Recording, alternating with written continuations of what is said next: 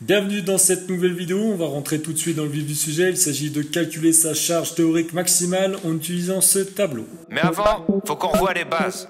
Je vais faire une vidéo simple où je vais dire des trucs simples. Alors tout d'abord, pour petit rappel, qu'est-ce que la charge maximale en musculation, aussi appelée 1RM? C'est le poids maximum en kilogrammes que vous allez déplacer une seule fois en concentrique.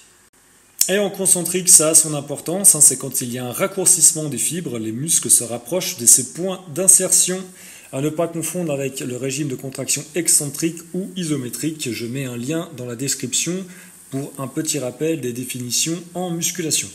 Et donc, grâce à ce tableau, vous allez pouvoir mesurer votre charge maximale théorique grâce à une mesure indirecte sur un mouvement de musculation bien précis. Ça peut être un développé couché, un squat ou encore un soulevé de terre. Alors, mesure indirecte veut dire forcément marge d'erreur plus ou moins importante. Cela va vous donner une indication de votre charge maximale et non une valeur précise. Pour utiliser ce tableau, c'est extrêmement simple. Sur l'axe des abscisses en vert, vous avez le nombre de répétitions. Sur l'axe des ordonnées en bleu, vous avez le poids en kilogrammes. On va prendre par exemple un développé couché à 75 kg et nous allons réaliser très exactement 10 RM, soit très exactement 10 répétitions, ni 9 ni 11, précisément 10. Nous allons recouper ces deux valeurs et cela va nous donner 98 kg de charge maximale théorique en concentrique pour ce développé couché.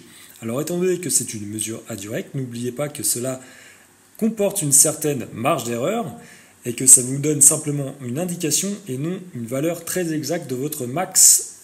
Vous pouvez répéter cette opération autant de fois que vous le voulez sur n'importe quel exercice. Cela peut vous permettre de mieux calibrer vos séances, mais aussi de vous évaluer au fur et à mesure de votre progression en musculation. Ce sera tout pour cette vidéo. Pratiquez du sport régulièrement, bon entraînement et surtout, prenez soin de vous. Simple, basique.